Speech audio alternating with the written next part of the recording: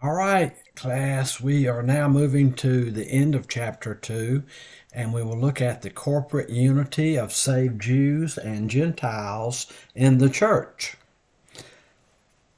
In the past, we see in verse 11, there was a disunion of the Gentiles. So let's read it. Therefore, remember that formerly you, the Gentiles in the flesh, who are called uncircumcision by the so-called circumcision, which is performed in the flesh by human hands. Having completed his discussion of believers as God's workmanship in verse 10 in chapter 2, Paul began this section with the strongest inferential particle, therefore, dia, to alert the Ephesians to the unenviable position of having no relationship with God. Paul commanded them to remember that formerly, before their conversion, they were Gentiles by birth and were called uncircumcision by the Jews. Jews being circumcised physically in the body disparaged all non-Jews by calling them the uncircumcision. This physical difference between Jews and Gentiles affected every area of their lives. Thus, a great social boundary existed between Jews and Gentiles. We look at verse 12. Remember that you were at that time separate from Christ, excluded from the commonwealth of Israel, and strangers to the covenants of promise, having no hope and without God in the world. The Gentiles' lack of the external sign of circumcision also meant that they lacked some privileges that God had given the nation Israel. Before conversion, the Ephesian Gentiles were separate. They were without Christ. That is, they had no national hope of the coming Messiah. Gentiles were excluded from the commonwealth of Israel. That is, they did not belong to the theocratic state of Israel. Gentiles were strangers to the covenants of promise, we see in verse 12. They were deprived of direct participation in God's covenants that he had made with his covenant people, the Jews. Gentiles had no hope. That is, unlike Israel, they had no expectation of a personal Messiah, deliverer, and no hope of the Messianic age, in the golden age of the future, when he would come. Gentiles were without God in the world. That is, they did not believe in the one true God.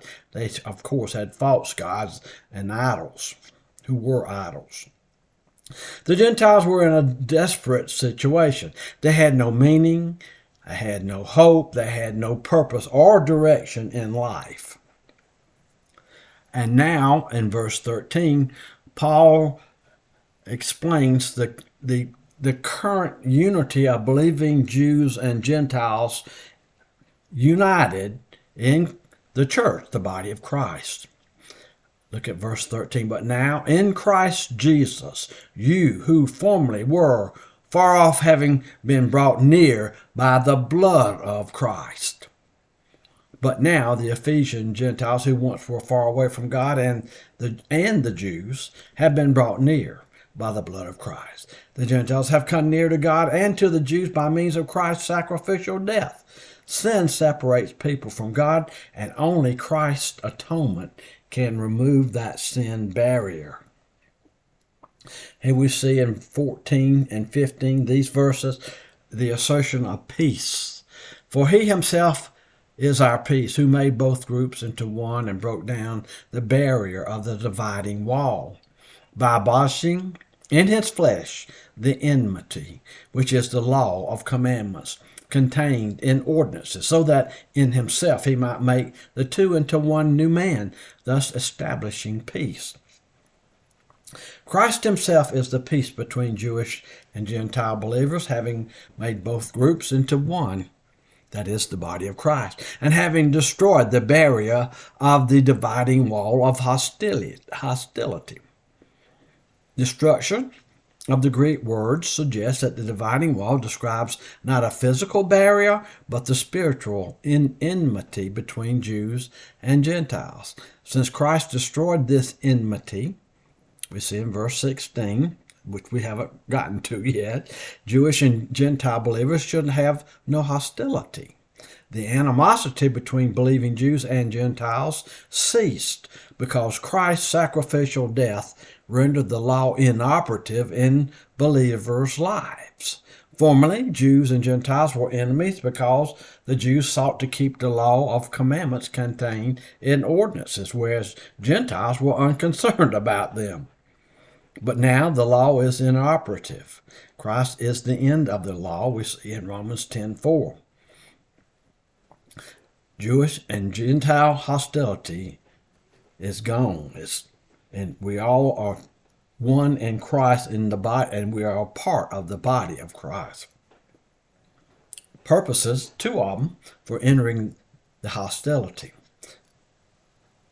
So that in himself he might make the two into one new man, thus establishing peace.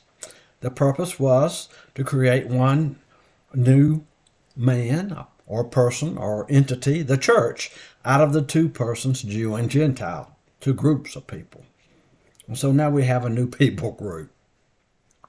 The word new has the idea of newness in character. Ephesians 2:16, and we see, and might reconcile them both in one body to God through the cross, by it having put to death the enmity. The second purpose was to reconcile both of them to God.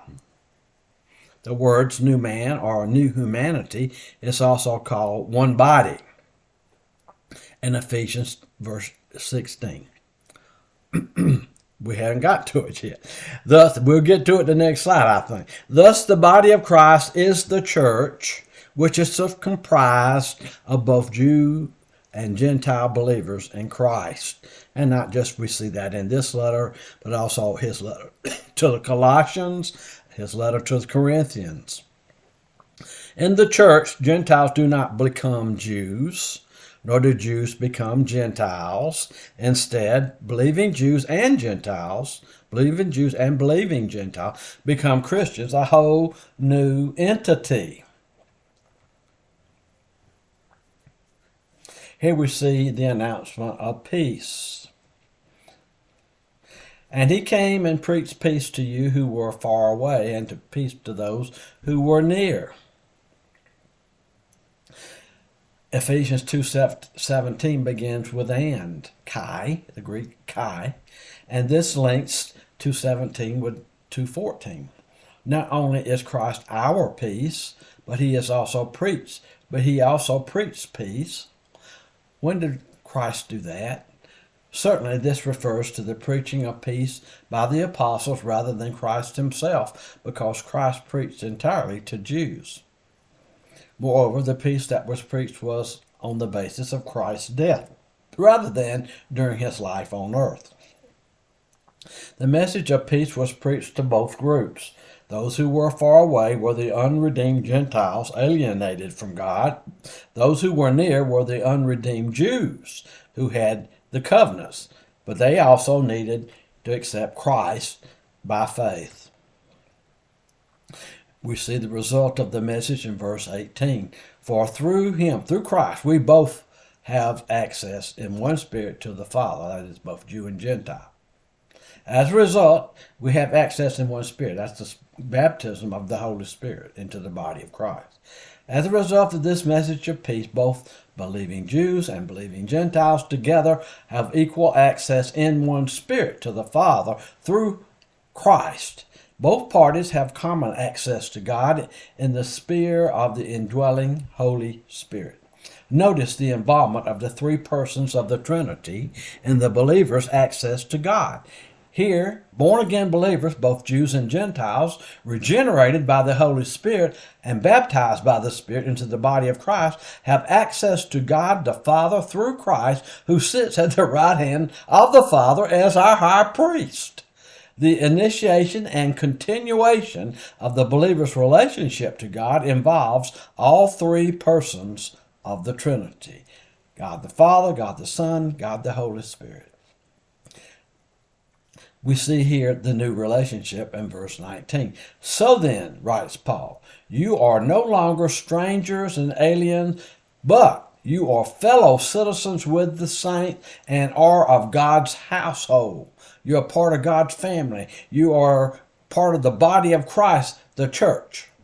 Consequently, we see, look at the bullets, you, that is, you Gentile believers, no longer have the identity of inferior status, that is, temporarily foreigners or permanent aliens in their relationship to God. Rather, they are members of the same household, incorporated into one new entity, the church. However, this does not mean that the church inherits the blessings promised to Israel. The reasons for this are listed below. In the context of Ephesians, Paul was discussing the one new man. That is the one body we see mentioned in 2:16. This does not mean that Gentiles are incorporated into Israel, but that believing Jews and Gentiles are incorporated into a new entity, the church, of a new humanity of believers. The church. Paul specifically stated that believing Gentiles are incorporated with God's people and are in God's household, and did not use the word Israel. Paul explained that this new relationship is built on the foundation of the apostles and the prophets, with Christ Jesus himself being the chief cornerstone. That's in verse 20. This began at the Feast of Pentecost as recorded by Luke in Acts chapter 2. This is not recorded in the Old Testament. The foundation of this new structure. We read verse 20 now. Having been built on the foundation of the apostles and prophets, Christ Jesus himself being the chief cornerstone. The reason the Gentile believers were fellow citizens is that they are built on the foundation of the apostles and prophets, Christ Jesus himself being the cornerstone. In ancient building practices, the cornerstone was carefully placed because the whole structure was lined up with it. The church's foundation, that is, the apostles and prophets, needed to be correctly aligned with Christ, who is the cornerstone. The prophets are of the New Testament era, not the Old Testament. The apostles and prophets are gifted men given to the church as its foundation. All other believers are built on that foundation, lining up their lives with Christ. Verse 21, in whom the whole building, being fitted together, is growing into a holy temple in the Lord. Both Jewish and Gentile believers are being fitted together into this new superstructure, and that is, we see listed in verse 21 and called by Paul a holy temple. Paul also refers to the structure as one new man in verse 15 of this chapter. He refers to it as one body in verse 16 in this chapter.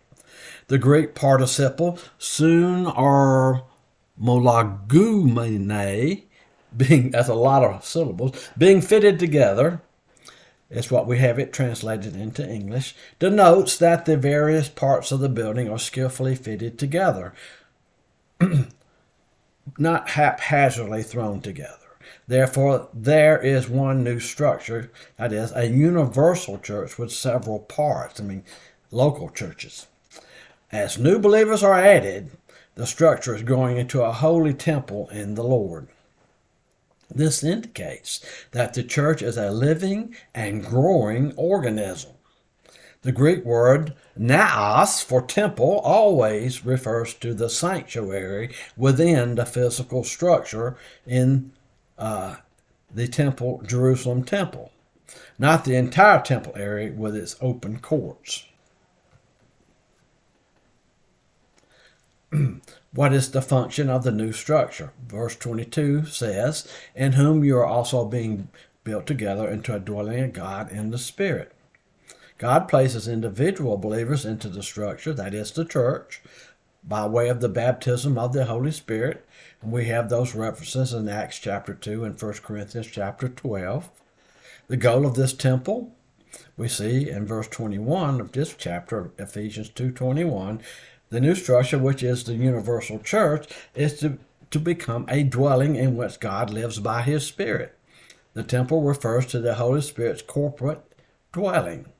Both Jewish and Gentile believers together are God's new structure, that is, temple/church. To summarize, in Ephesians, the temple refers to the Holy Spirit's corporate dwelling within all believers who make up the new structure. Thus, God's temple is composed of Jewish and Gentile believers in Jesus Christ. And the source of this information, my research, came from the exegetical commentary written by Harold Horner. You see the pages in that commentary. Also, he wrote in the New Bible Knowledge Commentary, New Testament edition, he wrote Ephesians, that part of that commentary. And also, another source is the a commentary on the books of Galatians and Ephesians written by John Whitmer and Mal Couch.